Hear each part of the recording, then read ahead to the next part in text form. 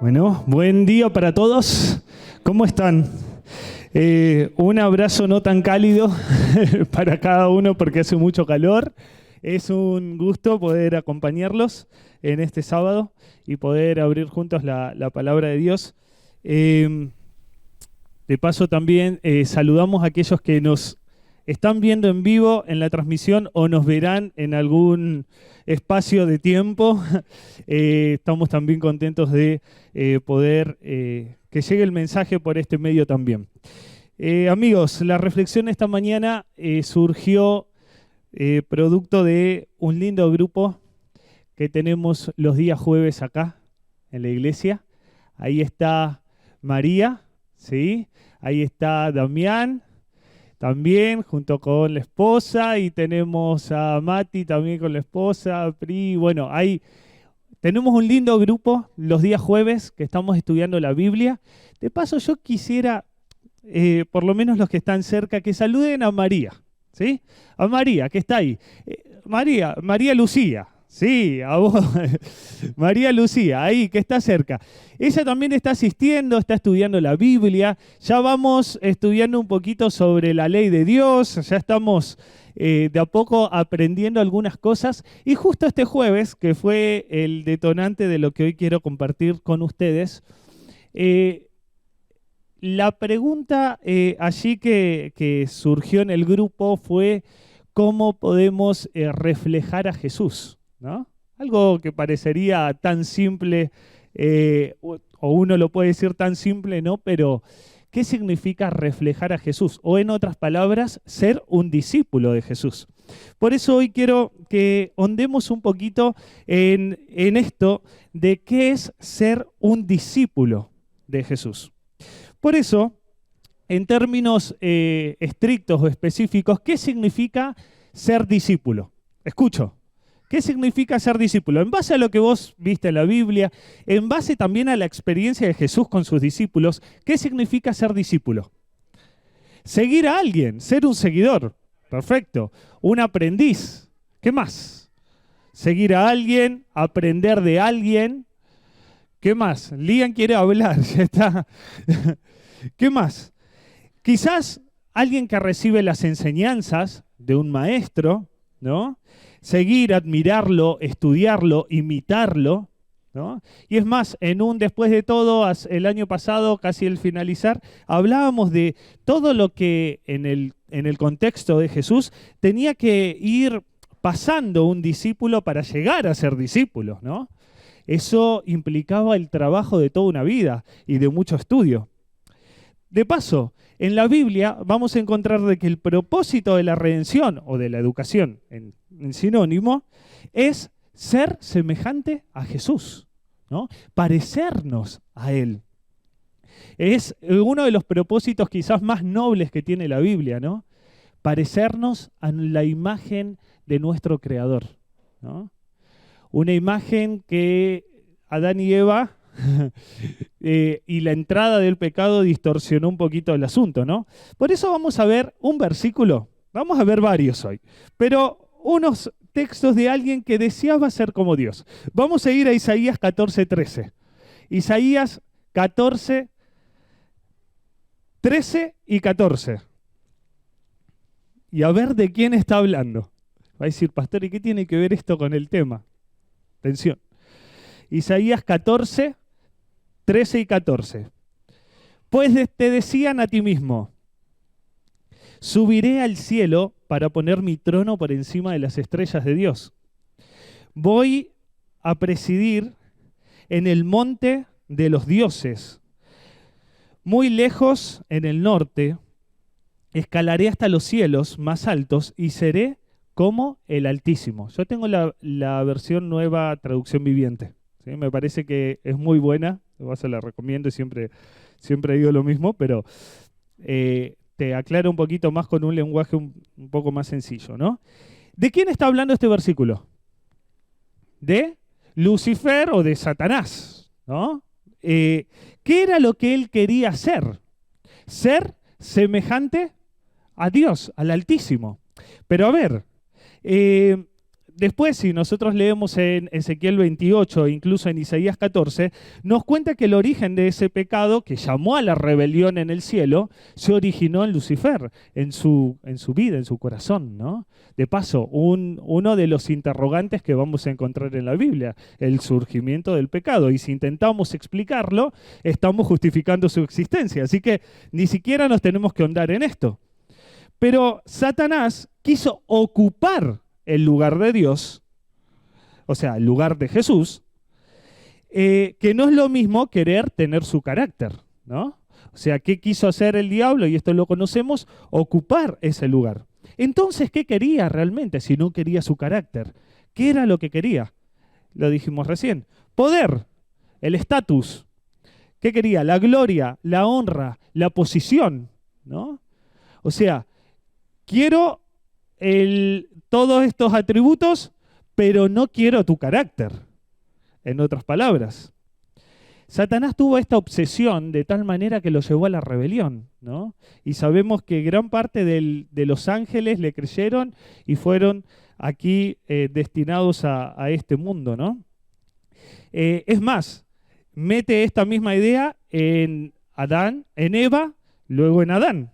Y lo vemos en Génesis 3, 4 y 5. Génesis 3, 4 y 5. No morirán, les dice. Simplemente esto lo conocemos es para ir siguiendo una secuencia, ¿no?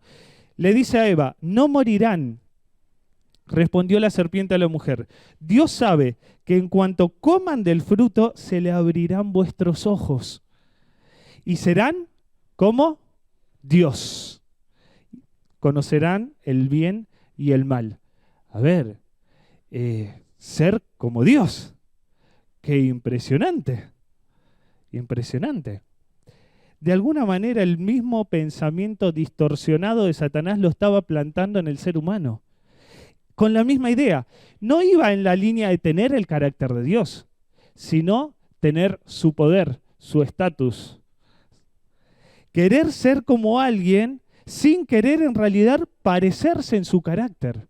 La misma idea que engendró el pecado, el mismo Satanás los puso allí, a Adán y Eva. Por eso, creo yo, y a lo largo de la Biblia, hay dos formas de ser discípulos. El primero es querer parecernos a Jesús en carácter, y otra es querer solo tener su poder, su estatus o sus prerrogativas. Sus prerrogativas.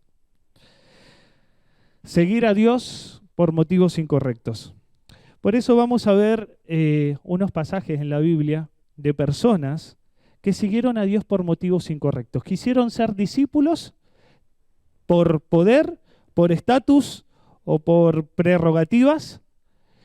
Y en realidad la idea que vamos a encontrar en la Biblia es que va un poquito más allá ser discípulos que estos ejemplos que vamos a ver hoy. Y los dos ejemplos están en el libro de los Hechos, lo vamos a ver rápidamente. Hechos capítulo 8,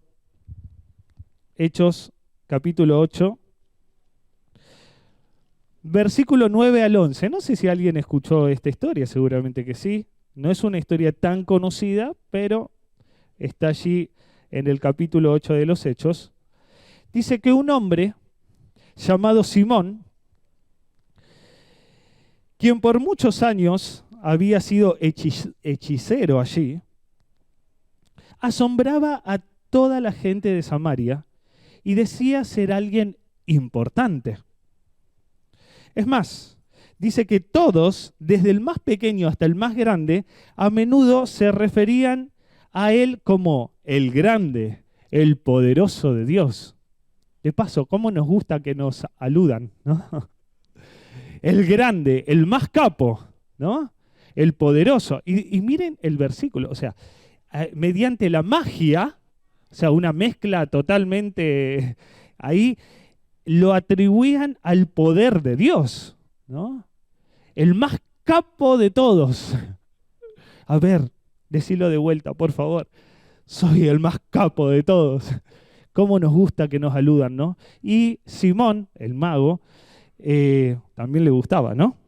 Dice, lo escuchaban con atención porque por mucho tiempo él los había maravillado con su magia, ¿no? De paso, algo no real, ¿no? Fingir algo. Hechos, más adelante, el versículo 13, dice, luego el mismo Simón creyó y fue bautizado, y comenzó a seguir a Felipe y a todos todos los lugares a donde él iba, y estaba asombrado por las señales y los grandes milagros que Felipe hacía. O sea, este mago se convirtió, y ahora van a entender por qué. Si uno sigue leyendo la historia te vas a dar cuenta. Se convirtió, fue bautizado, se apuntó en la academia de los discípulos, se apuntó en la academia y, es más, queriéndolo seguir, ¿no? Queriendo ser un discípulo. Pero en el versículo 18 y 19, bueno, ahí nos aclara un poquito más. Dice, cuando Simón vio que el Espíritu se recibía cuando los apóstoles imponían las manos sobre la gente, les ofreció dinero para comprar ese poder.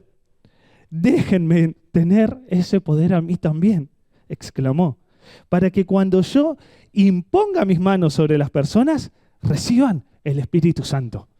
A ver, no entendió nada Simón el mago.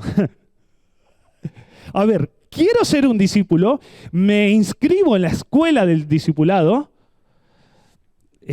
¿Por qué? Y ahí se ven las intenciones. Porque en realidad quiero el poder. Quiero hacer milagros como hace esta gente. Quiero hablar como esta gente. Quiero vestirme como esta gente. Quiero tener el estatus o las prerrogativas de esta gente. Pero miren, es más, sabemos que él buscaba el poder, busca el estatus, quería ser un discípulo, pero con motivos equivocados. Solo quería el poder. Se anotó en esta academia, pero bueno, se olvidó del maestro de la academia, ¿no? Por eso, más adelante, en el versículo 24, ustedes ven de que Pedro le da como todo un sermón después de eso, ¿no? Y un sermón duro y fuerte. Después de eso, en el versículo 24, la respuesta ante ese sermón, dice, oren por mí, exclamó Simón, ¿no? Que no me sucedan estas cosas terribles que has dicho. O sea, ni siquiera voy a orar a Dios y me voy a arrepentir y... No, oren por mí. Oren por mí, ustedes. Ni siquiera yo voy a tener un contacto con Dios y le voy a decir, Señor, perdóname por todo lo que hice. No, ustedes háganlo por mí. Ahí te das cuenta qué clase de discípulo quería ser Simón. Otro ejemplo de discípulos no discípulos. 10 capítulos después, Hechos, capítulo 19, versículo 13 al 15. Los hijos de Seba. Capaz alguno lo escuchó y si no, después lo lee en casa. Estas historias poco comunes que trae el pastor. Los hijos de Seba, miren, versículo 13 al 15. Dice, un grupo de judíos viajaba de ciudad en ciudad expulsando espíritus malignos. Trataban de usar el nombre del Señor Jesús con sus conjuros y decían, te ordeno en el nombre del Señor Jesús, de quien Pablo predica, que salgas.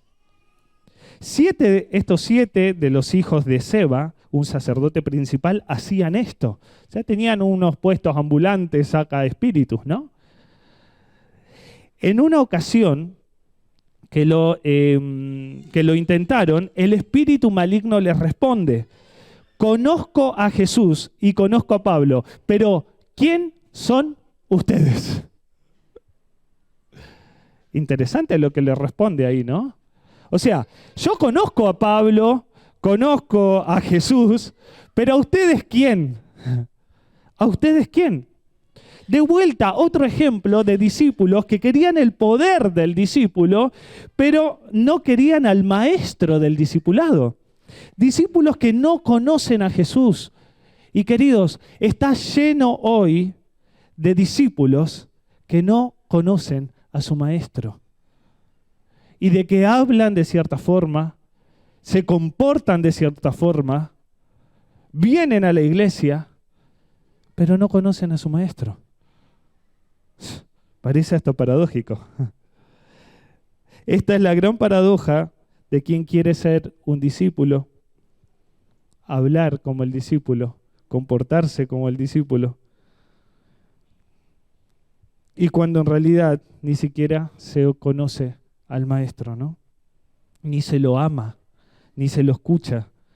Solo queremos los atributos que acompañan a lo que significa ser discípulos. En palabras quizás un poco más simples y a veces un poco duras, en muchas oportunidades jugamos a ser los discípulos de Jesús, ¿no?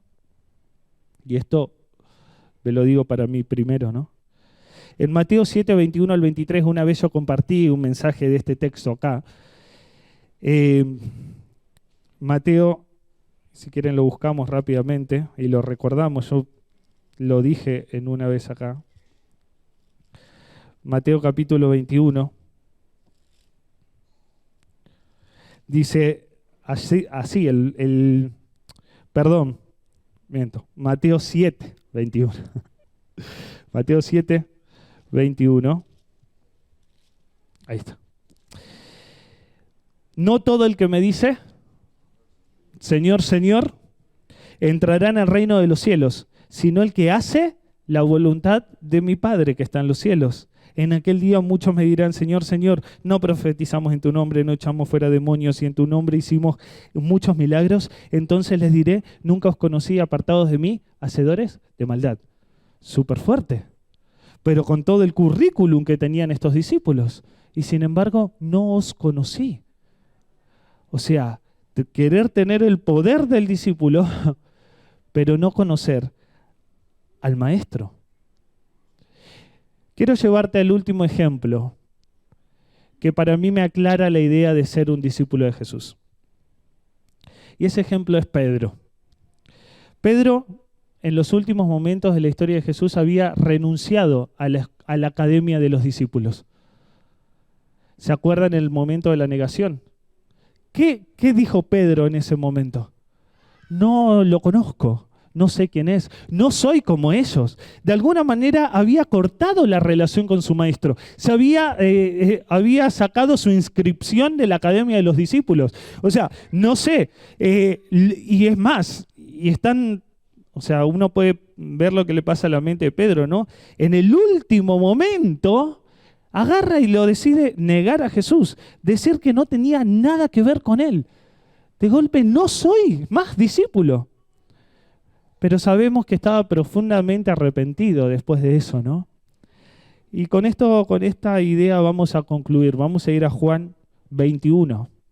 Juan 21, versículo 15 al 17. Luego Jesús se encuentra con Pedro, con este Pedro verdaderamente arrepentido, y le dice, cuando hubieron comido, Jesús dijo a Simón, Pedro, Simón, hijo de Jonás, ¿me amas más que estos?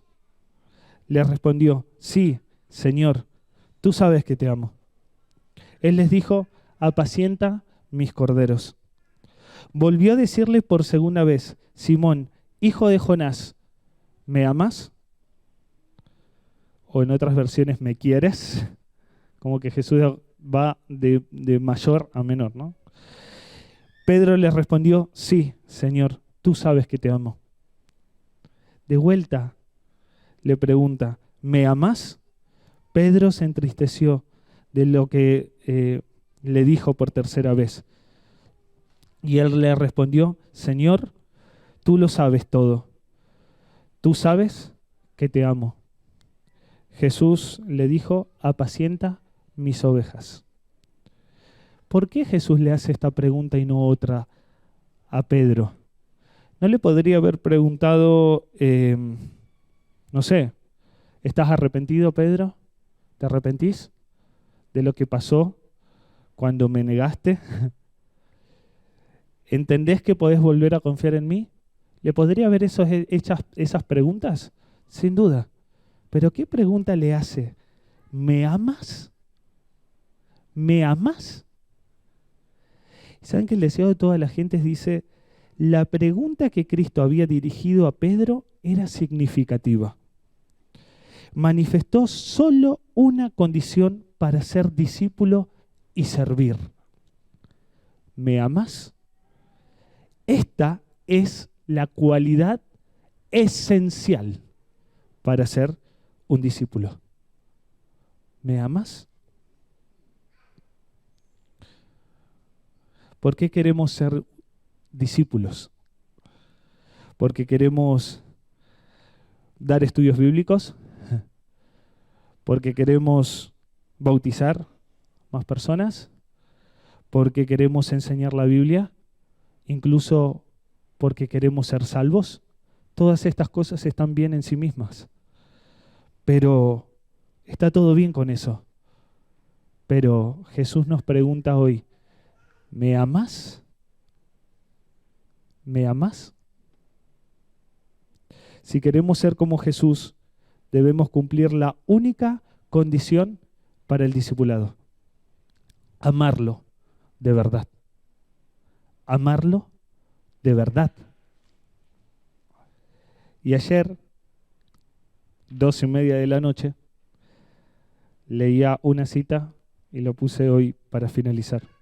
Los que aman de todo corazón desearán darle el mejor servicio de su vida y constantemente tratarán de poner todas las facultades de su ser en perfecta armonía con las leyes que nos capacitan para hacer la voluntad de Dios, patriarcas y profetas. Te pregunto y me pregunto, ¿amamos a Dios con todo el corazón? ¿Qué significa esto en términos prácticos y no solamente en una idea? En la intimidad con Dios, ¿tenemos una intimidad con Él? En la oración sincera, ¿nos comunicamos con Él? Cuando leemos los evangelios, quedamos fascinados y decimos, Dios, te amo con todas mis fuerzas. Cuando leemos la Biblia y vemos las cosas que Dios nos dice para nuestro bien, respondemos a la pregunta, Dios, te amo con todas mis fuerzas y por tu poder lo voy a hacer. Último versículo, luego Jesús dijo a sus discípulos, si alguno quiere ser mi seguidor, tiene que abandonar su propia manera de vivir, tomar su cruz y seguirme. Me quedo con esta idea. Alex, ¿me amás?